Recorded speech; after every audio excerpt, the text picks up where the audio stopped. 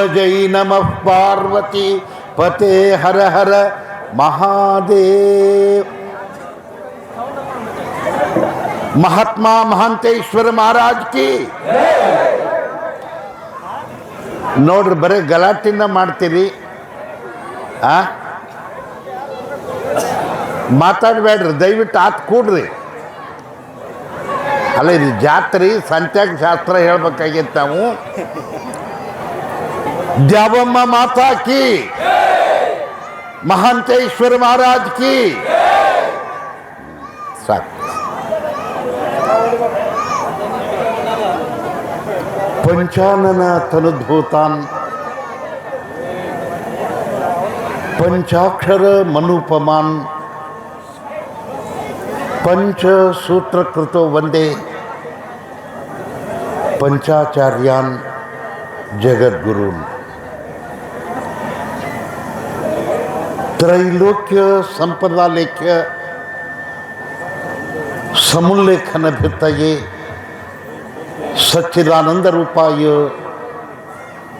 ಶಿವಾಯ ಬ್ರಹ್ಮಣೇ ನಮಃ. ಯಾಮಾಹು ಸರ್ವಲೋಕಾನಾಂ ಪ್ರಕೃತಿಂ ಶಾಸ್ತ್ರಪಾರಗಾಃ ತಾಂ ಧರ್ಮಚಾರಿಣೀಂ ಶಂಭೋ ಪ್ರಣಮಾಮಿ ಪರಾಂ ಶಿವಾಂ. ಪ್ರವಚನಾರಂಭ ಕಾಲದಲ್ಲಿ ಪ್ರಾತಸ್ಮರಣೀಯರಾಗಿರತಕ್ಕಂಥ ಸದ್ಗುರು ಮಹಾತ್ಮ ಮಹಾಂತೇಶ್ವರರನ್ನು ಹೃನ್ಮಂದಿರದಲ್ಲಿ ಧ್ಯಾನಿಸಿ ಈ ಜಾತ್ರೆಯ ಅಧಿದೇವತೆಯಾಗಿರತಕ್ಕಂಥ ತಾಯಿ ದ್ಯಾವಮ್ಮನಲ್ಲಿನೂ ಕೂಡ ಭಕ್ತಿಪೂರ್ವಕ ನಮಸ್ಕಾರಗಳನ್ನು ಸಲ್ಲಿಸಿ, ಕುರ್ಕಂದಿ ಗ್ರಾಮದಲ್ಲಿರ್ತಕ್ಕಂಥ ಬಸವಣ್ಣ, ಇನ್ನೂ ಎಲ್ಲ ದೇವತೆಗಳು ಏನದಾವ ಇಲ್ಲಿರ್ತಕ್ಕಂಥ ಎಲ್ಲ ದೇವರಿಗೂ ಕೂಡ ಭಕ್ತಿಯಿಂದ ಧ್ಯಾನ ಮಾಡಿ, ಬಸವಣ್ಣನವರೇ ಮೊದಲಾಗಿರ್ತಕ್ಕಂಥ ಎಲ್ಲ ಶಿವಶರಣರನ್ನು ಕೂಡ ಧ್ಯಾನ ಮಾಡ್ತಾ ಇಲ್ಲಿವರೆಗೆ ಸಂಗೀತ ಸುಧೆಯನ್ನು ಭಕ್ತಿಯಿಂದ ಮಾಡಿರ್ತಕ್ಕಂಥ ಕಲಾ ಬಳಗದವರೇ, ಈ ಕುರುಕುಂದಿ ಗ್ರಾಮದಲ್ಲಿ ಬಹಳ ವೈಭವದಿಂದ ಈ ದೇವಿಯ ಜಾತ್ರಾ ಮಹೋತ್ಸವವನ್ನು ಏರ್ಪಾಡು ಮಾಡಿರ್ತಕ್ಕಂಥ ಸಮಸ್ತ ಕುರುಕುಂದಿ ಗ್ರಾಮದ ಗುರು ಹಿರಿಯರೇ, ಸಂಚಾಲನೆಯನ್ನು ಬಹಳ ಭಕ್ತಿ ಭಾವದಿಂದ ಶಿಸ್ತಿನಿಂದ ಮಾಡಿರ್ತಕ್ಕಂಥ ಶ್ರೀ ವೇದಮೂರ್ತಿ ಚೆನ್ನಯ್ಯ ಸ್ವಾಮಿಯವರೇ, ಕಾರ್ಯಕ್ರಮದಲ್ಲಿ ಪಾಲ್ಗೊಂಡಿರ್ತಕ್ಕಂಥ ಶಿವಭಕ್ತಿಯ ತವರು ಮನೆಯಾಗಿರ್ತಕ್ಕಂಥ ಕುರುಕುಂದಿ ಗ್ರಾಮದ ಹಾಗೂ ಸುತ್ತಮುತ್ತಲಿನ ಬೇರೆ ಬೇರೆ ಗ್ರಾಮಗಳಿಂದ ಆಗಮಿಸಿರತಕ್ಕಂಥ ಸಮಸ್ತ ಶರಣರೇ, ಶರಣಿಯರೇ, ನೀವೆಲ್ಲರೂ ಕೂಡ ಭಗವಂತನ ಸ್ವರೂಪರಂತ ಭಾವಿಸಿ ನಿಮ್ಮೆಲ್ಲರ ಆತ್ಮಜ್ಯೋತಿಗೆ ಶರಣು ಶರಣಾರ್ಥಿಗಳು, ಶರಣಾರ್ಥಿ. ದೇವಿಯ ಜಾತ್ರಾ ಮಹೋತ್ಸವ ಅಂಗವಾಗಿ ಪ್ರಾರಂಭ ಮಾಡಲ್ಪಟ್ಟಂಥ ಈ ಆಧ್ಯಾತ್ಮಿಕ ಪ್ರವಚನದ ಕಾರ್ಯಕ್ರಮ ಎರಡನೇ ದಿವಸದಲ್ಲಿ ಕಾಲಿಡತಕ್ಕಂಥದ್ದಾಗ್ತಾ ಇದೆ. ಇದೆಲ್ಲನೂ ಕೂಡ ಕುರುಕುಂದಿ ಗ್ರಾಮದ ಸಮಸ್ತ ಸದ್ಭಕ್ತರ ನಿಮ್ಮೆಲ್ಲರ ಒಂದು ಭಕ್ತಿಯ ಫಲ ಅಂತ ಹೇಳಿದರೆ ಏನೂ ತಪ್ಪಾಗಲಾರ್ದು ಇರಲಿ. 84 ಲಕ್ಷ ಜೀವರಾಶಿಗಳಲ್ಲಿ ಶ್ರೇಷ್ಠವಾದಂಥ ಅರಿವಿನಿಂದ ಕೂಡಿಕೊಂಡಿರತಕ್ಕಂಥ ಈ ಮಾನವ ಜನ್ಮಕ್ಕೆ ಬಂದ ಬಳಿಕ ಅತ್ಯಂತ ದುಃಖ ನಿವೃತ್ತಿ, ಪರಮಾನಂದ ಸುಖ ಪ್ರಾಪ್ತಿ ಮಾಡ್ಕೋಬೇಕಂತ ಶಾಸ್ತ್ರಗಳು ಘಂಟಾಘೋಷವಾಗಿ ಸಾರ್ತಕ್ಕಂಥವು ಆಗ್ತಾ ಇದ್ದಾರೆ. ನಮ್ಮ ಉದ್ದೇಶ ಏನು? ಜೀವನು ಶಿವನಾಗಬೇಕು, ನರನು ಹರನಾಗಬೇಕು, ಮಾನವ ಮಹಾದೇವನಾಗಬೇಕು, ಅಂಗ ಲಿಂಗ ಆಗಬೇಕು. ನಾವೆಲ್ಲರೂ ಕೂಡ ಪಾವನರಾಗಿ ಇಹದಲ್ಲಿ ಸೌಖ್ಯ, ಪರದಲ್ಲಿ ಮುಕ್ತಿಯನ್ನು ಪಡಿಬೇಕಾಗೈತಿ. ಅದಕ್ಕೋಸ್ಕರವಾಗಿಯೇ ಏನಪ್ಪ ಅಂದ್ರೆ ಇಂಥ ಆಧ್ಯಾತ್ಮಿಕವಾಗಿರ್ತಕ್ಕಂಥ ಕಾರ್ಯಕ್ರಮನ ಸನಾತನ ಕಾಲದಿಂದಲೂ ಕೂಡ ನಮ್ಮ ಹಿರಿಯರು ಏರ್ಪಾಡು ಮಾಡ್ತಾನೆ ಬಂದಿರತಕ್ಕಂಥವ್ರಾಗ್ತಾ ಇದ್ದಾರೆ. ಇದಕ್ಕಿಂಥವೆಲ್ಲ ನಡಿಬೇಕಾದ್ರೆ ಏನು ಮುಖ್ಯ ಅಂತ ಕೇಳಿದ್ರೆ ತ್ಯಾಗತೆ ಅಂತ, ದಾನ ಮಾಡ್ತಕ್ಕಂಥದ್ದು. ನೋಡ್ರಿ, ನೀವೆಲ್ಲರೂ ಭಕ್ತಿಯಿಂದ ದಾನ ಮಾಡಿರಂತ ಇಂಥ ಭವ್ಯವಾಗಿರ್ತಕ್ಕಂಥ ಕಾರ್ಯಕ್ರಮ ಏರ್ಪಾಡಾಗೈತಿ. ಅದಕ್ಕೆ ಹೇಳ್ತಾರೆ, ಮೊದಲು ಈ ಅರಿವಿನ ಜನ್ಮಕ್ಕೆ ಬಂದ ಬಳಿಕ ಬರೇ ನಮ್ಮ ಸಂಸಾರಕ್ಕೆ ದುಡಿದಂತೂ ಇದ್ದೇ ಇರ್ತದೆ. ಯಾವಾಗಲೂ ಹುಟ್ಟಿದಿಂದ ಸಾಯತನ ಅದು ಬಿಡುಗಡೆ ಇಲ್ಲ, ಅದು ಕರ್ತವ್ಯ ಮಾಡ್ತಾರೆ, ಎಲ್ಲರೂ ಮಾಡ್ತಾರೆ. ಅದರ ಜೊತೆಗೆ ಮಠ, ಮಂದಿರ, ಗುಡಿ, ಗುಂಡಾರ, ಧರ್ಮ, ಸಮಾಜ ಇದರ ಉದ್ಧಾರಕ್ಕೋಸ್ಕರವಾಗಿ ಭಕ್ತಿಯ ಸಮರ್ಪಣೆ ಮಾಡೋದಕ್ಕೋಸ್ಕರವಾಗಿ ಏನಪ್ಪ ಅಂದ್ರೆ ನಾವು ಗಳಿಸಿರ್ತಕ್ಕಂಥ ಸಂಪತ್ತಿನಲ್ಲಿ ಸ್ವಲ್ಪ ಭಾಗ ಆದರೂ ಕೂಡ ನಾವು ತ್ಯಾಗ ಮಾಡ್ಬೇಕಂತ ಅಂದಾಗ ಮಾತ್ರ ಪರಮಾತ್ಮನ ಕೃಪೆ ನಮಗೆ ಪಾತ್ರರಾಗುತ್ತಂತ ಹೇಳ್ತಾರೆ. ಹಂಗೆ ಮೋಕ್ಷ ಪ್ರಾಪ್ತಿ ಆಗೋದಿಲ್ಲ, ಹಂಗೆ ಸುಖ ಸಿಗೋದಿಲ್ಲ.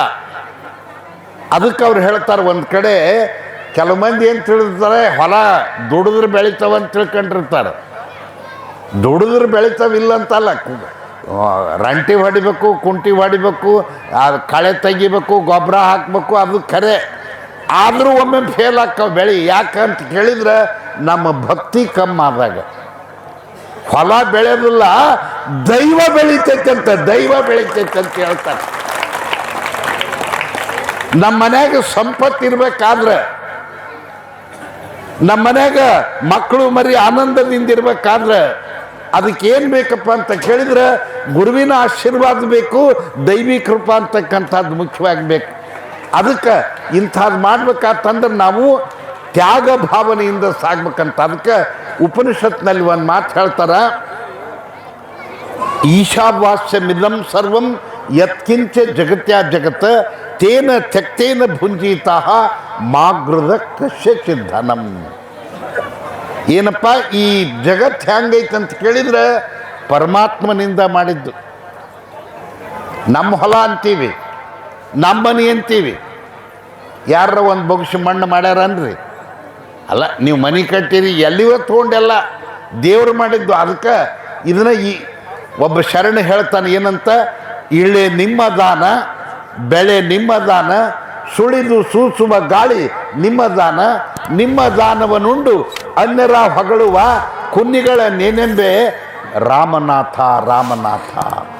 ಅದಕ್ಕೆ ಇಷ್ಟನ್ನು ಕೊಟ್ಟಿಹುದು ಆತನ ಕರುಣೆ, ಒಂದಿಷ್ಟಾದರೂ ಉಪಕೃತಿ ಸ್ಮರಣೆ, ಹಿಡಿದರೆ ಒಳಿತು ಬಾಡಿಗೆ ಸಲ್ಲಿತು ದೇವರ ಮನೆ ಇದು ಈ ಜಗವೆಲ್ಲ, ಬಾಡಿಗೆದಾರರು ನಾವುಗಳೆಲ್ಲ. ಅದಕ್ಕೆ ಇಷ್ಟೆಲ್ಲ ಪರಮಾತ್ಮ ನಮಗೆ ಹೊಲ ಕೊಟ್ಟಾನ, ಮನೆ ಕೊಟ್ಟಾನ, ಬೆಳೆ ಕೊಟ್ಟಾನ, ಎಲ್ಲ ಸಕಲ ಸಂಪತ್ತು ಕೊಟ್ಟಾನ, ಇಂಥ ಪವಿತ್ರವಾದ ದೇಹ ಕೊಟ್ಟಾನ, ಎಲ್ಲ ಕೊಟ್ಟಾನ. ಅಂದ ಬಳಿಕ ಆತನನ್ನು ಕೂಡ ನಾವೇನಪ್ಪ ಅಂದ್ರೆ ಭಕ್ತಿಯಿಂದ ಧ್ಯಾನ ಮಾಡಬೇಕು, ಆ ಗುರುವಿನಲ್ಲಿ ಶರಣ ಹೋಗಬೇಕು, ಆ ಧರ್ಮ ಕಾರ್ಯಕ್ಕೆ ತ್ಯಾಗ ಮಾಡಬೇಕು. ಅಂದಾಗ ಮಾತ್ರ ನಮ್ಮ ಜೀವನ ಪಾವನ ಆಗ್ತದೆ, ನಮ್ಮ ಜೀವನ ಉದ್ಧಾರ ಆಗ್ತದೆ. ಅದಕ್ಕೆ ಏನಂದ್ರೆ ಕೊಟ್ಟದ್ದು ತನಗೆ, ಬಚ್ಚಿಟ್ಟದ್ದು ಪರರಿಗೆ, ಕೊಟ್ಟದ್ದು ಕೆಟ್ಟಿ ತೆನಬೇಡ, ಅದು ಮುಂದೆ ಕಟ್ಟಿಹುದು ಬುತ್ತಿ ಸರ್ವಜ್ಞ ಅಂತ ಹೇಳ್ತಾರೆ.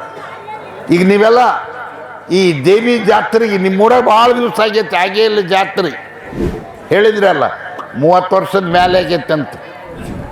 30 ವರ್ಷ ಆಗೈತೆ ಈಗಾಗಲೇ. ಇಡೀ ಊರನ್ನು ಕಾಪಾಡ್ತಕ್ಕಂಥಕ್ಕಿ ದೇವಿ. ಎಲ್ಲ ಮಕ್ಕಳ ಆರೋಗ್ಯ ಆಗಬೇಕು, ಯಾರಿಗೂ ಕಾಲ್ರ ಬರಬಾರ್ದು, ಮತ್ತೊಂದು ರೋಗ ಬರಬಾರ್ದು, ಎಲ್ಲ ಮಕ್ಕಳನ್ನು ಕಾಪಾಡಬೇಕು. ಊರ ದೇವತೆ ಆಕಿ, ಒಬ್ಬರಿಗೆ ದೇವತೆ ಅಂತಲ್ಲ, ಇಡೀ ಊರಾಗಿರೋರು ಯಾರೇ ಇರಲಿ. ಕುಲ 18 ಜಾತಿ, ಕುಲ 18 ಜಾತಿಗೆ ಎಲ್ಲರನ್ನೂ ಸಂರಕ್ಷಣೆ ಮಾಡ್ತಕ್ಕಂಥ ಯಾರಂದ್ರೆ ಗ್ರಾಮ ದೇವತೆ ದ್ಯಾವಮ್ಮ. ಗ್ರಾಮ ದೇವತೆ ದ್ಯಾವಮ್ಮ, ದೇವಿ ಆಕಿ ಕಾಪಾಡಕ್ಕೆ.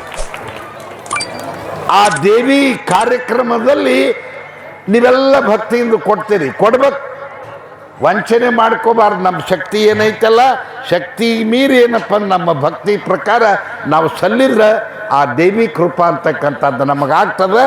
ಆ ಕೊಟ್ಟದ್ದನ್ನು ಕೊಟ್ಟದ್ದನ್ನು 1000 ಪಟ್ಟು ಆ ದೇವಿ ನಮಗೆ ಮಾಡಿ ನಮ್ಮನ್ನು ಉದ್ಧಾರ ಮಾಡ್ತಕ್ಕಂಥವಳಾಗ್ತಾ ಇದ್ದಾಳೆ.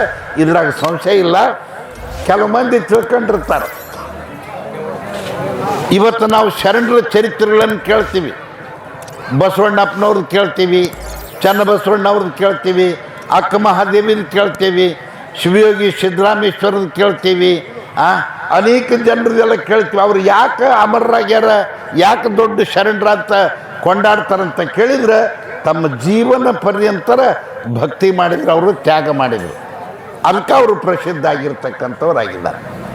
ನೋಡ್ರಿ, ಮನುಷ್ಯಾಗ ನೀವೇನಪ್ಪ ಈಗ ಒಂದು ವಾರ ನಡೀತಕ್ಕಂಥ ಕಾರ್ಯಕ್ರಮದಲ್ಲಿ ನೀವೆಲ್ಲರೂ ಭಕ್ತಿಯಿಂದ ಸೇವಾ ಮಾಡ್ಬೇಕು.